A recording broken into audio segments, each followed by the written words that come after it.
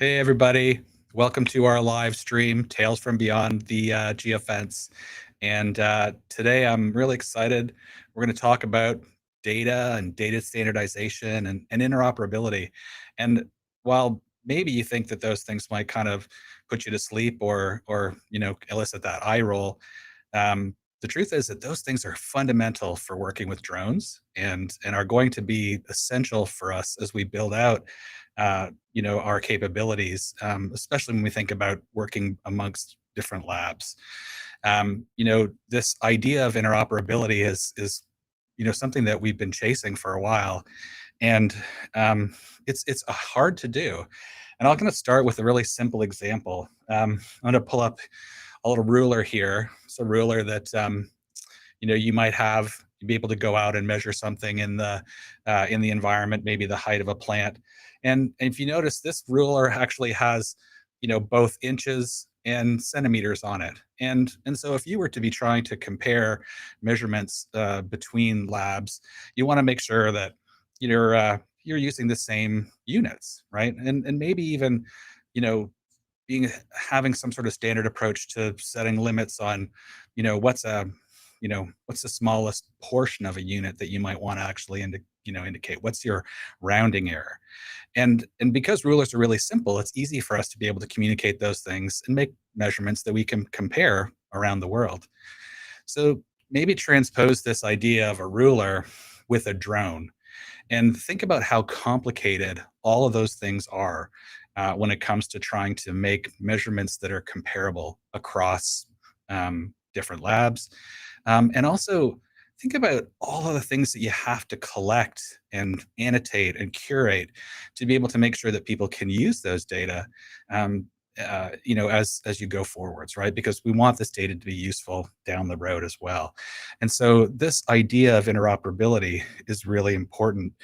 And so we need a lot of projects that are focused on that to be able to sort of push the field forward. And so today I'm excited because we have a couple of people here who are joining us from our lab that have been working really, really hard on these kinds of topics. And they're going to sort of step you through some of the things they've been thinking about and working on in conjunction with a bunch of different partners along the East Coast of the US here. And so if we can invite them in now. We'll have get both of them up here in our view. And we have Justin Ridge with us here. He's a research scientist in the Mars lab here at Duke University, and a lot of his work is focused on coastal ecology and conservation, and in particular, recently doing a lot of work that's focused on using drones to study and support management of coastal resources like oysters and seagrass and mangroves. And so he has a lot of experience thinking about how we use drones to do these kinds of things. And with him, we have Christiana Falvo, who is a geospatial analyst in the Mars lab. And she's kind of our Swiss Army knife here at the lab. She works on a lot of different projects and has a lot of experience with data management and has been working really hard on one specific project that's kind of focused on interoperability and how we can use drones across, different space and time sort of spectra, and do that efficiently in a way that actually makes sense, right? And so I'm really excited to be able to have them join us and talk a little bit about those projects, and hopefully help y'all learn a lot more about how to deal with data and how to do these kind of standardized approaches to projects. So I want to pass it on to them now. Thanks, Dave. Yeah, thank you for that. Yeah. We were just going to start off with talking really briefly about how our work evolved into drones, because I was doing my PhD just down the road at UNC's Institute of Marine Sciences, focusing on like some of these coastal habitats and monitoring changes through time. Like Dave was talking about oysters and marshes, and we actually started collaborating with Dave on a project out here looking at some of like the barrier island change, and that really evolved into me coming here for a postdoc and just trying to figure out how we can use drones as a management tool. And so I've been helping Dave kind of build up the coastal mapping part of the marine robotics and remote sensing lab here. And then Christiana has her own pathway that she's taken to here. Yes. Well, awesome. Glad you're here, Justin. And thank you, Dave, for the intros. I'm excited to be here in general and talking today to kind of bridge this gap between data management space and the drone space, because my first job out of college was sort of niche. It was in USGS as a data archivist, essentially. So kind of like a librarian, but for the scientific data in that agency. And I got the job. My old Frisbee coach from college was the one who actually went up to me after I graduated and said, congrats on graduating. What do you say about writing some metadata for the USGS? I was like, well, sure, absolutely, but what is metadata? I had no idea. I was starting on a pretty clean slate in the data management space, but through that job experience, learned very quickly the value that documentation has in science for ultimately making a scientific study last through time. So we were meticulously documenting these old studies that, if there was no sort of description about the data set itself, scientists today couldn't, understand or reproduce it or share it around. So really the documentation aspect of data and sort of data management, which is sometimes forgotten about in, the kind of like cutting edge spaces, really adds so much power to science.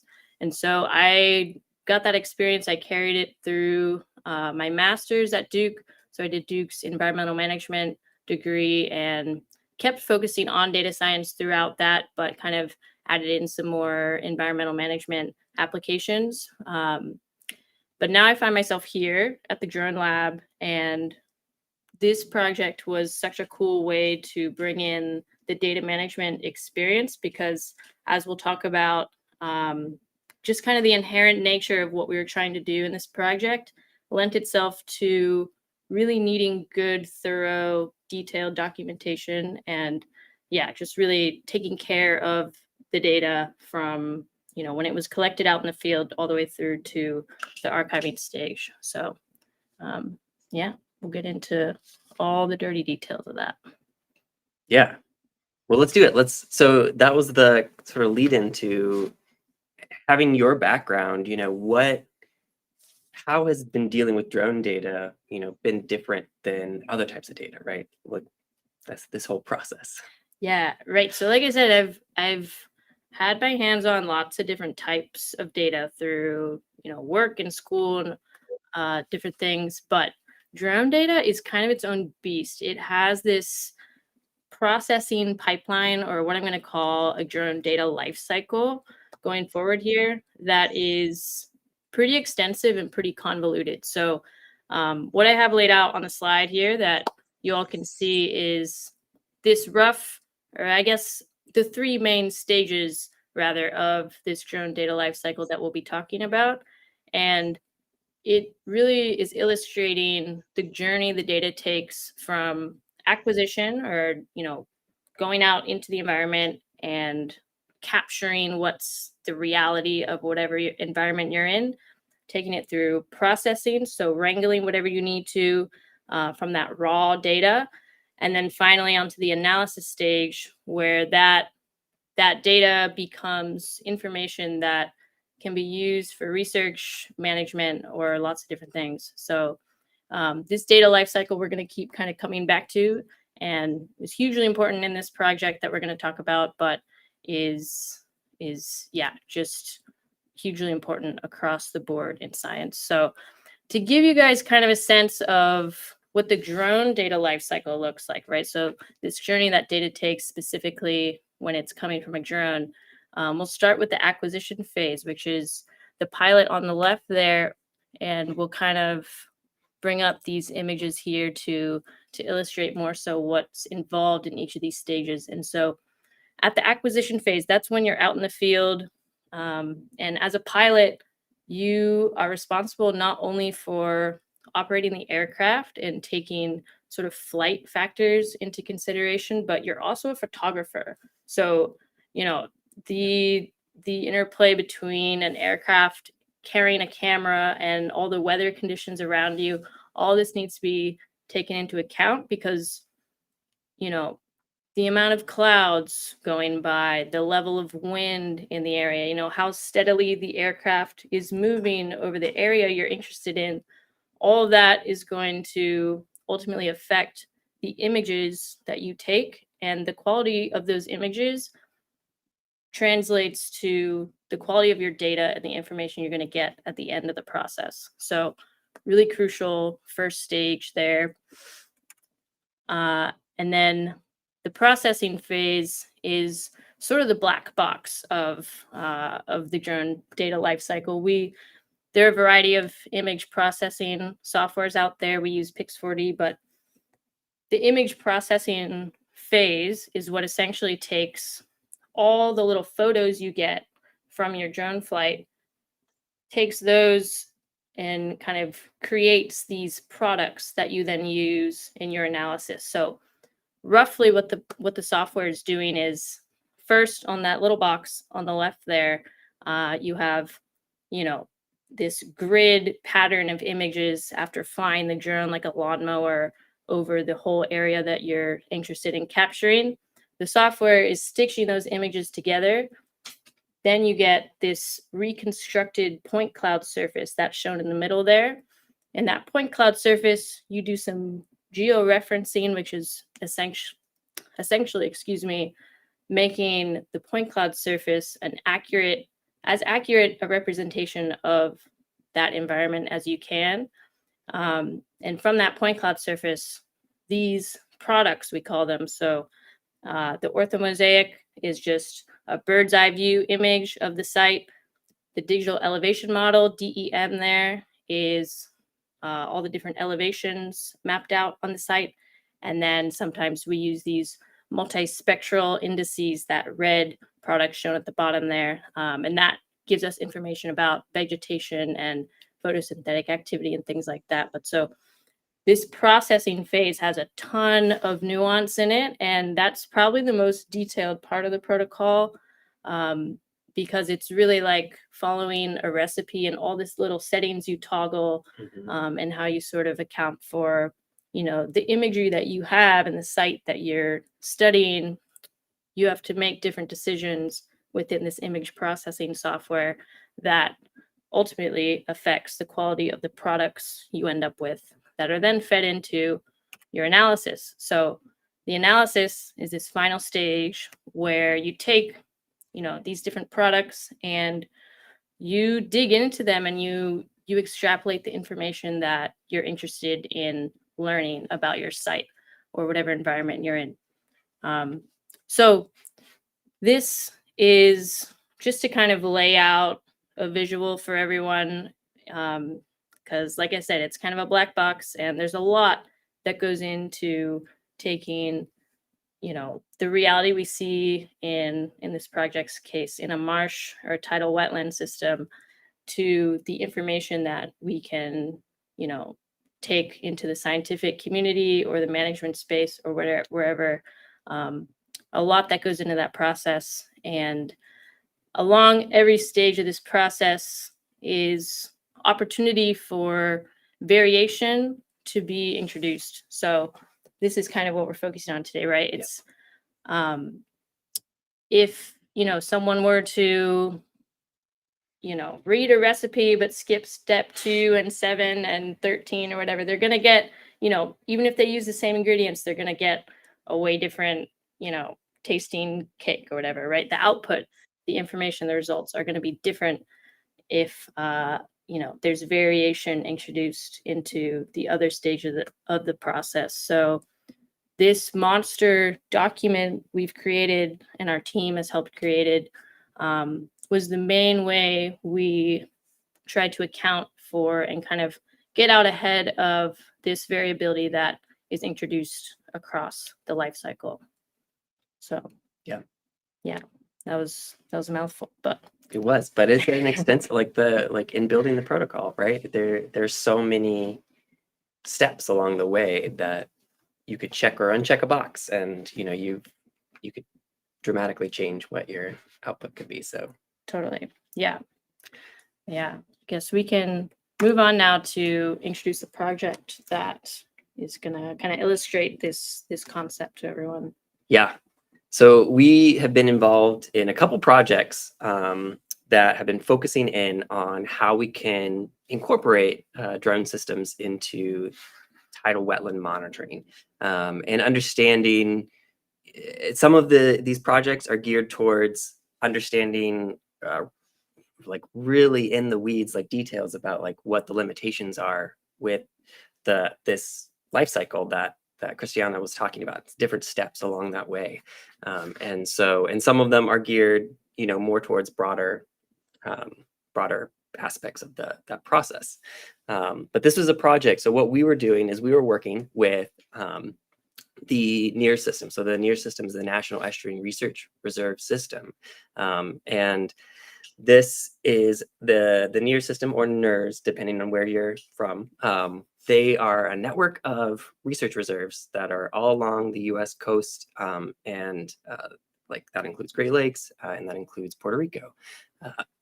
And so we were working in the southeast here of the U.S. and in the Caribbean with Puerto Rico as one of the project partners. And so we had 6 reserves that were involved in this process. And so we were looking at, we had the North Carolina NEAR, and that was located at Masonboro Island. And then we had the Northland Litwinia Bay NEAR in South Carolina, the Ace Basin NEAR in South Carolina, Sapelo Island NEAR in Georgia, the GTM NEAR in Florida, and then Hobos Bay in Puerto Rico. And what I'm showing here is this is a big group of people that are working on this across all 6 reserves, and then different group like our Mars Lab group. And then we also had NOAA individuals that were involved in aspects of this project. And so you have a bunch of different groups that are all collecting data, all processing it and analyzing it independently. And so that was kind of the setup for this, was understanding how can we have these outputs be reproducible if we're independently going through this process. And so I've also identified here, there were a number of individuals within these teams that were particularly focused on the technical aspects of these projects. And so they were devoting a lot of time into getting into the details and building the protocol that we produced. Yep. And so the protocol was geared towards really that the imagery derived data, right? So from the acquisition, processing, and analysis side of things that Christiana was talking about, that was all encompassed in that. And then the projects were also including this comparison to ground derived data. So understanding how those products that can be generated, one part is, can we reproduce them? But then also there was the aspect of the projects that was, how do those correspond to data that are collected on the ground? And so where is that different measurements that are being used? How are they comparable? How could they be comparable, moving forward through time, and understanding that? Yes. And like Justin said, I mean, the whole point of this project was, what's illustrated in this little schematic here, to compare the imagery derived data to the ground derived data, because the question we're asking in this project is, can drones be used to measure all these different aspects of the wetland that, humans on the ground have been measuring for years? Can drones do that? Can drones see the same things that people can see on the ground? So that's I mean, the stage that this is at right now. And so the first thing we have to do is compare, use a drone to measure the height of the canopy, like the person is doing in the left side, and look at those 2 measurements, drone and person derived, and say, how close are they? So that's really the main purpose of this, the main kind of output of this, was those comparisons, which is the first thing that lends itself to this need for really good quality data that, stems from the standardized documentation. Because if you don't have, if you don't have everyone and like the wide, broad team of people that Justin showed on the last slide following the same recipe and ending up with the same, comparable results, you can't make this comparison in the first place. So that's the first aspect that really lent itself to needing to document really well and thoroughly. The second aspect, oh yeah, you have something at. Well, I was going to say that reminded me that like the measurements that that you're kind of illustrating here, right? You have like different like vegetation height, you have like percent cover, you have biomass included in that, you have ecotones, right? Those are all sort of things that we were looking at. Some of those are part of a long-term data set that these reserves are collecting manually, right? Yeah. It's part of the system-wide monitoring program. They SWAMP is what they call it. And so a big impetus for the project was understanding sort of, can drones be used to enhance that program, and what level of to what level that can happen. So yes, anyway, totally. back to your all about monitoring marshes for the health and the longevity, which we'll get back to for sure. That was a good point to interject that in. But yeah, so the quality matters to be able to make these comparisons, right? But the other reason that the standardization and the documentation is so important is because of the inherent variability we had just by doing this project across 6 different reserves. And so you see this mosaic of mosaics here.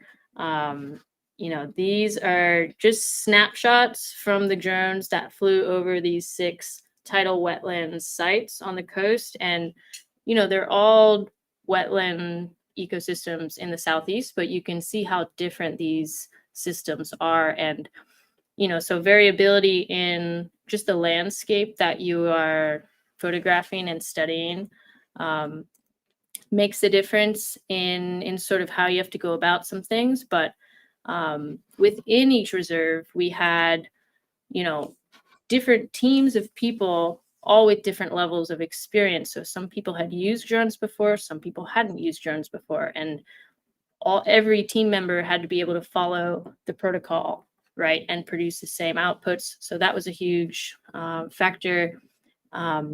Each team also had a different set of equipment they had access to. So we had, a variety of different aircrafts. Different people had different access to sensors. So we had different types of imagery coming out of it. Everything even down to the image processing software. That varied between sites sometimes. So it was a challenge, but a great success of the project to create this, I'm going to call it again, a monster document that really kind of covered all the bases, or as many as we could at least, to account for as much variability as we could across this very kind of diverse board. And you can see even like some of because we had different reserves, had different sensors that they were collecting. You can even pick that up in some of these images you see, because some reserves were only using like a multispectral sensor. They weren't using like a standard RGB. And so that, right, like that creates this inherent like difference in terms of the products that are generated and how we deal with that. So totally. Yeah. But I guess at this point we have a few examples now from the project that will hopefully illustrate to everyone, how one instance sort of upstream or earlier in this data lifecycle can really have a noticeable effect when you get to the end result.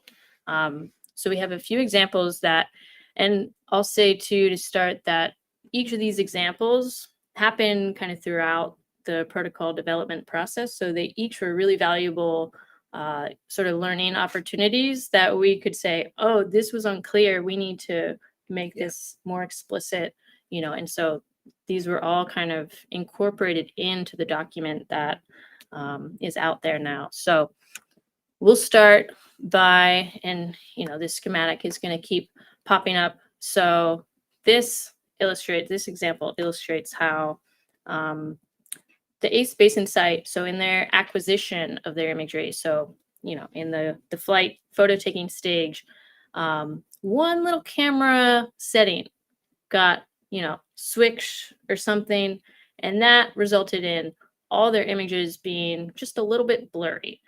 And blurry images don't sound like that big a deal, but at the time when we got all the way down to the percent cover analysis, and we're comparing results from that analysis, Ace Basin popped out as an anomaly, and it was largely due to that acquisition. So before I zoom into those blurry images, you can see I have just a couple illustrations here to orient everyone to what the percent cover analysis is. So percent cover is simply you have a square quadrat down on the ground, like the scientist on the left side of the screen. And you have a series of these quadrats, but you go up to each quadrat and it's a visual estimation of what percentage of that square is covered in vegetation, essentially. So we get a visual estimation on the ground. That's our ground-based estimate that we then compare to our drone-based estimate. And how we get the drone-based estimate is flying a drone over those same, that same site with those same quadrats laid out. We then process the imagery, analyze it in ArcGIS, which is a geospatial software. And in ArcGIS, the software can classify the imagery based on what it can see in the photos, essentially, and quantify, how much of the square is vegetated and how much of the square is not vegetated. So those are the two kind of approaches, that we get percent cover estimations from. We then compare those. But like I said, Ace Basin, when we took the difference between the imagery-based percent cover and the ground-based percent cover, there was a big difference. So this is, along the y-axis is kind of the magnitude of difference between those two measurements. And Ace Basin has a much greater difference compared to the rest of the sites. And like I said, the blurry imagery was a big contributor to that. So on the bottom left part of your screen, you see this sort of zoomed out view of Ace Basin site. You can see nice green, dense, tall form Spartina. So Spartina is like a nice marshy grass found in the lower parts of the marsh. You can see that from way far away, but in the middle of the site, this sort of grayish area, and I'll use my little pointer here. These grayish areas, it's not bare ground. It's actually the same type of plant, just in a kind of more sparse and less dense form. And so you can see the zoom in here on your upper right-hand side. You can see how blurry this imagery is. And this ultimately made it really hard for the software to distinguish between the Spartina and the ground. So you ended up with a classified version of that imagery that was mostly, gray or unclassified and only little bits of green that it could see. And so that ultimately leads to this anomaly. Difference. Yeah, pretty big difference in the grand scheme of things, from a pretty small little, probably just one little button on the camera before it took off. So yeah, it's kind of one illustration of that, I don't know what to call it, like a cascade almost of one little difference at the beginning, cascading to a big effect at the end, and emphasizing that importance of, that being very explicitly written in, like the camera settings being very explicitly written into the protocol. Yeah. All right. So the next example we're going to talk about, it's not necessarily because of the equipment or some aspect of that, but it's more tied to just differences in the environment and how that might play out in imagery, and like understanding how that's affecting your final products. And so I'm talking about Hobos Bay for this part. And Hobos Bay, so in Puerto Rico, they their site that they are monitoring is actually, it's this mangrove site, and it's an area that was heavily impacted by Hurricane Maria a couple years ago, and so the mangroves in this area were like destroyed when Hurricane Maria came through. And so you can even see in this mosaic and a little bit in this image I have blown up from there that there's just so much dead material in there, but there's mangroves coming back. And so that's what they're really excited about, using drones to see this recovery of this site. But because a lot of the mangrove was removed, you have a lot of just open water, almost like in these. So this is inundated when they were collecting this imagery. And so you see in the image just a lot of water. And because of that, when you're processing through structure from motion, you have these open areas of water. It's just hard for that software to deal with that. And so you start getting that impacting your products. And so that's an example. So I'm showing here the surface model that was generated, and ignore the edges because the edges are all kind of like wonky from but what's happening is the center of this area where a lot of that open water and area is focused is creating a surface, an unlevel surface, that it's not just like a nice clean surface of water, that it's generating this weird kind of raised middle part. Yeah, you're talking about this yellow area here is higher, right? Yeah. Yellow is higher values than these green low areas, but in reality it's all flat, right? It's all just like one. So this is just like part of what the environment looks like and how that plays out with this. And you can see this a little bit better when we look at what the software pumps out as the terrain model. So it like tries to remove as much vegetation and then like tries to give you what it considers a bare earth model. There's problems with this, but this gives you the idea of like where it's not a level surface right across that. So that's just part of understanding how the environment can impact your products and your analysis, right? From that. And there are ways to mitigate this. And so there are ways that you could recover. This isn't like necessarily like, oh, we can't use this anymore. There are ways to get around this. And a good example is going to be something that Christiana talks about for the next example, for like how we can work around that issue. Totally. But yeah, I love this example because it's kind of ties in, like you were saying, how the environment impacts the sort of process you have to go about. And I feel like operating in these different marsh environments was just a series of different lessons for us about how these different landscapes, I mean, the last site we showed, Ace Basin, all grassy and kind of like level, versus this one, those different landscapes make a huge difference in how you have to kind of handle processing and analyzing the imagery. And I feel like it's just a point of this effort in general too, is to learn about how to do this well in marsh ecosystems, right? Because it's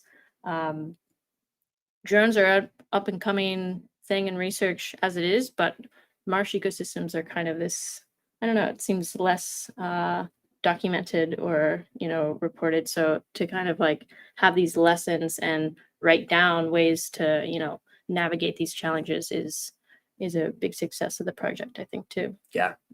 And I will say, like, that talking about that, like, the Hobos was just it was such a unique site with this project because it was a mangrove site, right? Yeah. All the other sites were marsh, but this was like the mangrove side of tidal wetlands, right? So it was such a cool comparison with those other sites too. Yeah, totally. So totally unique with its own set of problems. Yeah, totally, as they all had.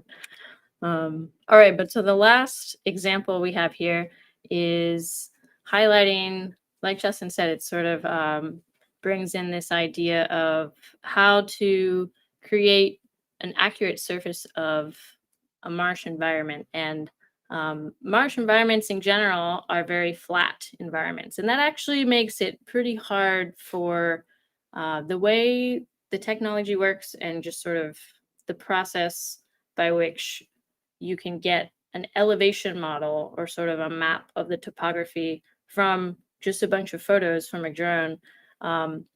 Much easier to do that in like a mountainous, variable topography system versus a very flat kind of uniform marsh system. So one way we improve the geo accuracy or like the location accuracy of our products is by using GCPs, and that stands for ground control points.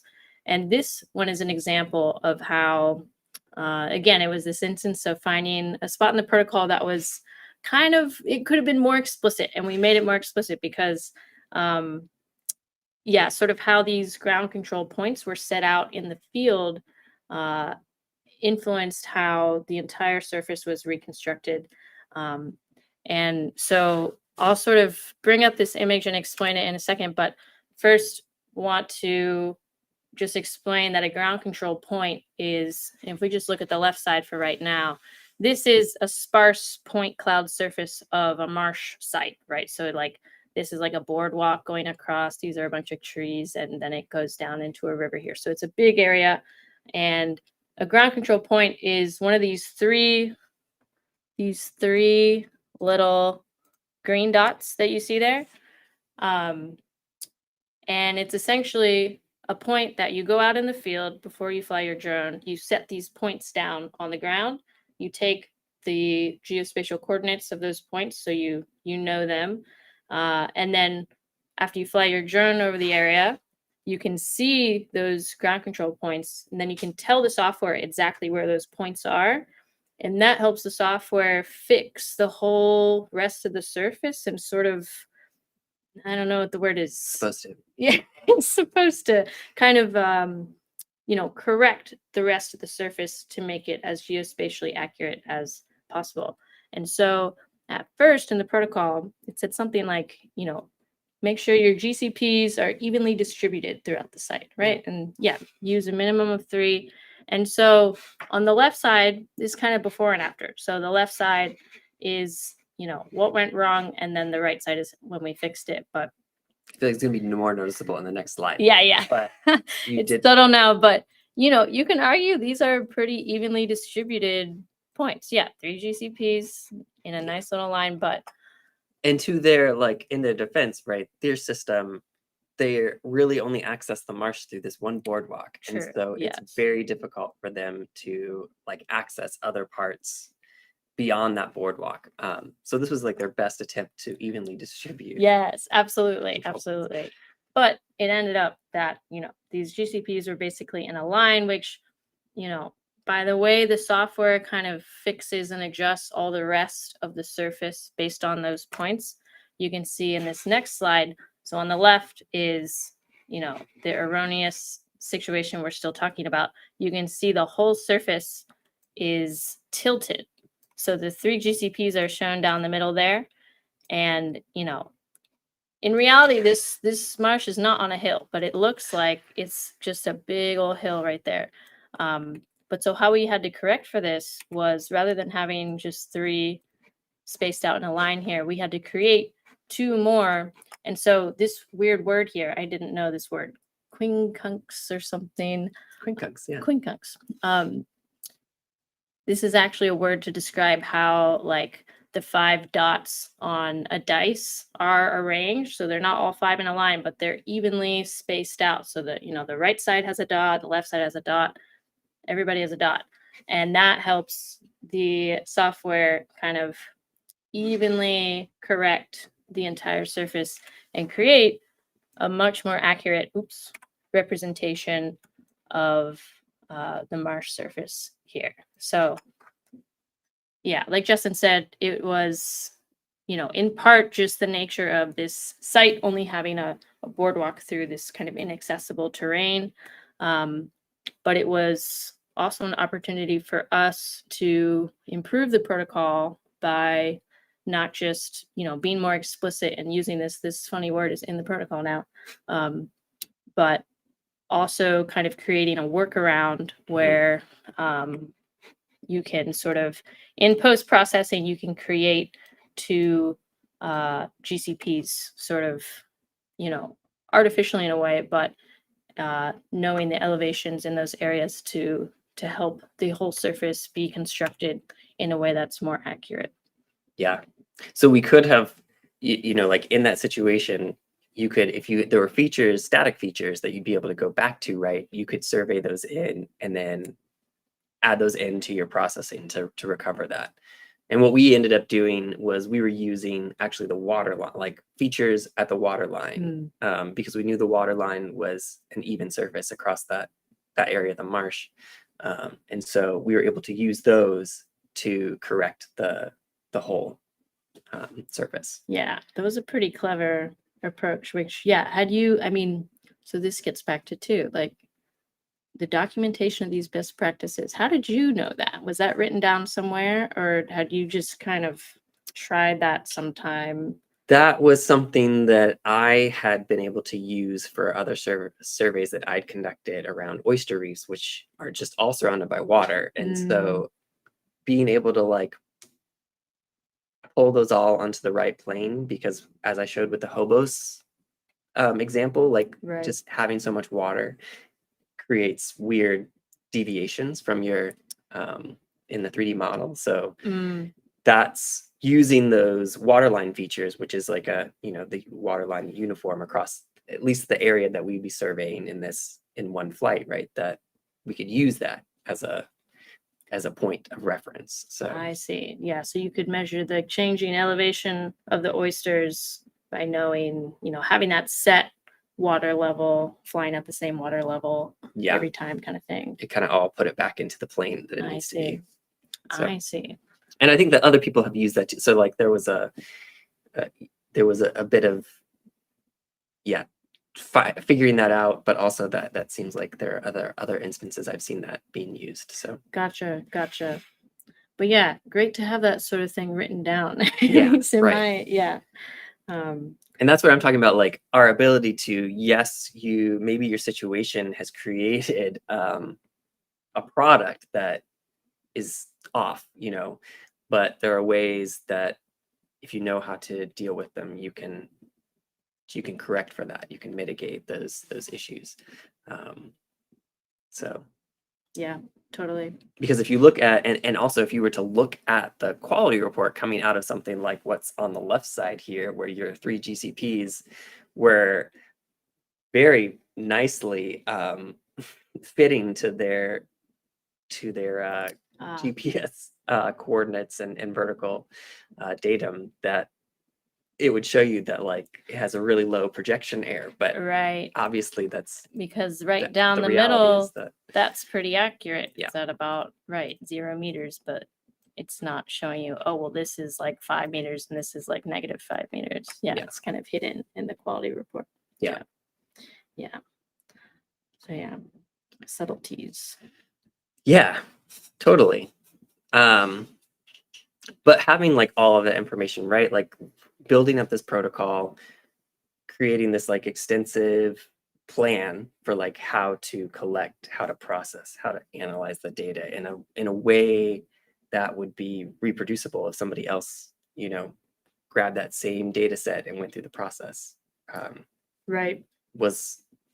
It's like super powerful and something that's like, yes, what we created was geared towards, this specific program within the NEAR system, but it's highly applicable, like beyond that, right? Yeah, absolutely. For anyone trying to study or observe changes over time in a wetlands or tidal wetland system, any sort of application under that umbrella, this could be hugely helpful for that.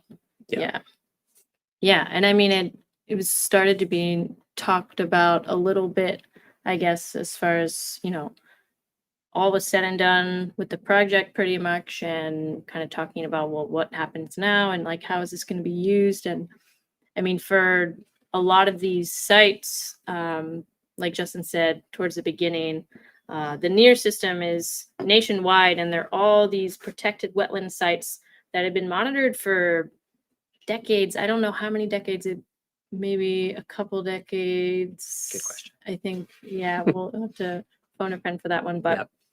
in any case, I mean, the measurements that were taken, say, in the 90s, I mean, those wetlands are different now, and they're going to keep getting different.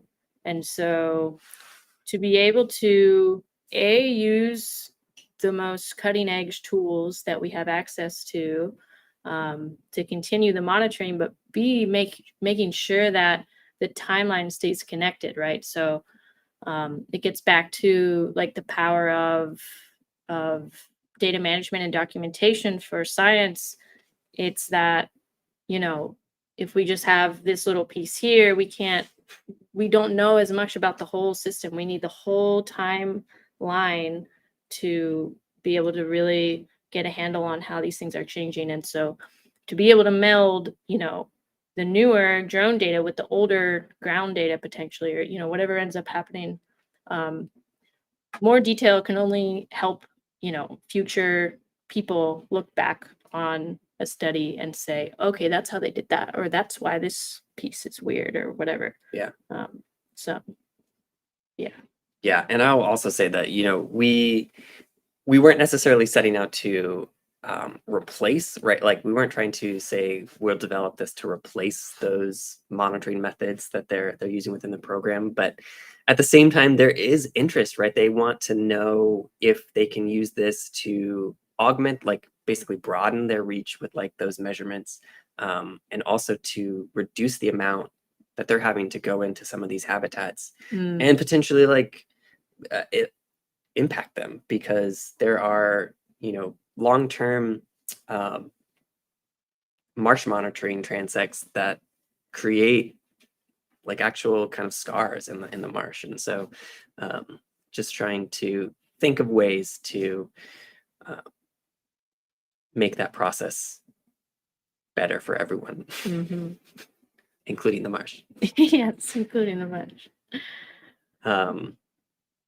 Yeah.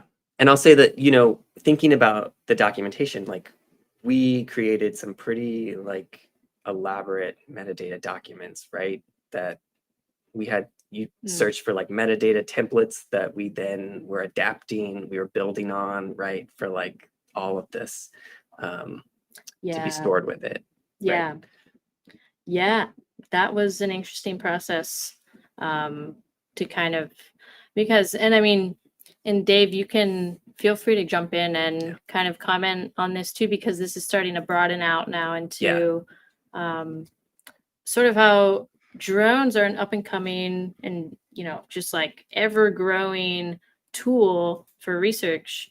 And as that grows, we're sort of, I feel like, at the point of talking a lot about and really trying to figure out what data management for drones looks like. And yeah, the metadata development for this project in particular, it's like, well, it's kind of, you're imagining somebody 10 years from now, 30 years from now, I don't know, in the future, coming back to your work and being like, well, how did they do this? Yeah. You know, or why does that image look like that? Or how is this product processed? Or why is this analysis? You know, so all these pieces, it's like, well, what do they need to know? And that's what we had to talk about and decide. And we, you know, ended up putting together a version of metadata, or this description of this data set. But I think, yeah, what that looks like, where those things are stored, who it is that's adding to these different repositories, all those things are really in the process of being figured out, it seems. Yeah. Totally. Yeah, thank you very much. It's a really compelling example. And it kind of shows how complex things can get, right? Started off with a really simple example of a ruler and showing really quickly that if you have a different kind of ruler, or if you're thinking about things in a different way, you can come up with really different measurements. And sometimes that's a setting in a software system or on a piece of equipment, but sometimes it's actually, some function of the environment that you're working in, and so there's a lot of stuff to try and coordinate. And so when we think about remote sensing in general, if we think about, say, Landsat, hugely important to our understanding of the planet. And every Landsat mission has, 15 scientists that are all working together to figure out exactly how to deal with the nuances of those data as they come down from orbit. And what we really want is we want to have drones functioning like a constellation of low Earth orbiting satellites. But we don't have that sort of unique sensor. We have all these different parameters that we have to deal with. And what that really means is that we need collaboration, like what you're talking about, right? Where people are actually working with a diverse set of systems in diverse habitats to actually see, how much variation is generated and define those kinds of practices that will help minimize that and allow us to compare across things. So it's a great example of how to do that. And I'm hoping that we'll see more projects like that, because that's really going to help us, move things along. Yeah. I want to point out too that, in the description below, there's some links to the project information that will help people, kind of follow along and see how this is progressing. I think the other thing that's really nice is that as we progress, we're thinking about other ways to try and help. And one of the things that's coming online soon is the development of a community of practice here in the Southeast US called Drones in the Coastal Zone that will really help us develop these kinds of comparative comparisons and collaborative projects to help get, over some of these hurdles that are really important for us to address. Totally. Yeah. The more people talking about it and coordinating, the better, for sure. Yeah. Yeah, absolutely. So questions, it'd be nice to hear a little bit more about things. One of the things that I'm always kind of interested in is, what were the sort of like, I don't know, hardest things to deal with. In some situations, some things are low-hanging fruit. You can address them really easily, but some things are real bugbears. And I wondered if you guys had like sort of examples of, maybe each of that end of that spectrum of problems when it comes to this interoperability issue. Mm. Do you want to talk about your deep dive into calibration target and how that plays out with? Oh, gosh. Yeah. That was just like we had, so a couple of the sites are using multispectral, like I mentioned, multispectral sensors. So they're sensors that are collecting reflectance across their sites, not using a standard RGB. And when you're using those, there are calibration targets that come with them in order for you to, when you fly, be able to create a baseline, right? That your data can be sort of take out some of the confounding of different lighting conditions and different aspects of that. So, but I feel like some of the tech team went really deep into understanding sort of how, when you're collecting flights across a time span, because some of these sites are pretty big, and so they're collecting flights over a changing solar angle, and how that plays out when you use different calibration targets taken at different times, and how some software allows you to do just one, some software allows you to do two. It just it makes a big difference to your actual products, right? Like you notice that there was some differences that played out there. I don't know how extensive, I can't remember how extensive they were. Yeah, we started noticing or wondering, I'm not sure, I guess, at what point the question came about, but because, like Justin said, some softwares you can pick, you want to use the pre-flight calibration images or the post-flight calibration images, and sometimes the flight was like 20-30 minutes and the cloud cover, the lighting conditions had changed a lot, so it's sort of you pick one or the other. And we wondered, well, if one analyst, and this was like the recipe test, and shout out to Brittany, because Brittany and I don't know how many times we processed this one site, but we started out with the same imagery, and we're using the same software, same steps, everything we did exactly the same, except for we switched which calibration images. So Brittany used the pre-flight, I used the post-flight, and we saw what difference that made in the NDVI value. So basically an index that describes sort of how the plants are reflecting light. And if you are calibrating all of your multispectral imagery to different like standard images, then your end result in, you could see in just the raster, we were trying to compare, well, across the whole site, there's slightly different range. Okay, that seems like maybe not such a big deal. But then when we got to the point of the analysis, and this is, again, we've been talking about this, like this ripple effect, this cascade effect, when we got to the analysis point of comparing the biomass curves, Brittany and my curves looked pretty different. Like if you're looking at those two different pieces of information, you're going to draw very different conclusions about that site. So like that one subtle difference in the processing, made a pretty significant difference in the results. Yeah. So, I mean, the trials and tribulations of like getting down to that nitty gritty, I guess that's what I was thinking about when Dave asked that question of sort of the biggest challenge. And for me, as a technician who, I mean, the timing of this was funny because I joined the Mars lab kind of right after you guys had flown the drones and collected the imagery. So we had all this imagery, and it was like time to process. And I had taken Dave's class in my master's, and so I had some experience with Pix4D, but I had no idea how deep it got.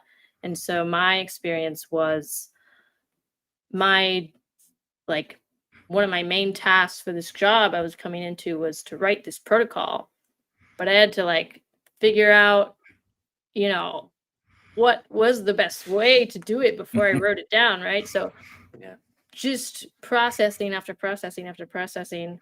But it's actually, I think, turned into a huge benefit for the protocol, because if I had 5 years of experience processing imagery, I probably would have taken a lot for granted and, not thought certain details were important. But because this was meant to be a document that, should be able to be, understood and used by a variety of skill sets, like beginners to advanced users, these questions that, these things that didn't work, like every day it was like something different was happening and I didn't know why. And you go online and you look through the Pix4D, like the software documentation, which is pretty good, but it doesn't get as deep as some of these things. And it's like the institutional knowledge. I mean, when I couldn't find the answer online, I'd go knock on Justin's door. And so then I'd work through the problem and then I'd write it down, like how we solve that problem. And that, I mean, we have a lot of institutional knowledge. I'm pointing at Justin because there's like a lot of like knowledge that you've gained from just the repetition and the experience of doing this type of work. I just wrote all that down. Which I think, it was vastly beneficial to the protocol. And like, I would say, like, especially seeing like how well you can answer questions now that like are thrown at you from like team members that are struggling with some aspect. It's like you have leaps and bounds like this last year. So yeah, struggling is learning. Yeah. So That's right. If it was easy, we wouldn't be learning anything. exactly. Yeah. Wow. Well, that's great. Well, we're actually at about an hour now, so I think we'll probably end things here. I want to thank everyone for joining us today as part of our live stream events, Tales from Beyond the Geofence. And I'm really thankful you tuned in, and hopefully you found this useful. And I'm hoping that we'll see you back again sometime soon. We're going to try and keep on doing these relatively frequently, once every month or so. And so please, if you have any ideas about things that you would like to hear about that we might be able to shed some light on, drop us a comment in the in YouTube, or send us an email, and maybe we can sort that out for y'all. But again, thanks everybody for joining. Thanks to Justin and Christiana for sharing their incredible journey through this process, and hopefully that's helpful for others that might be undertaking similar projects down the road. So thanks again, and as always, fly safe, and I hope to see you soon.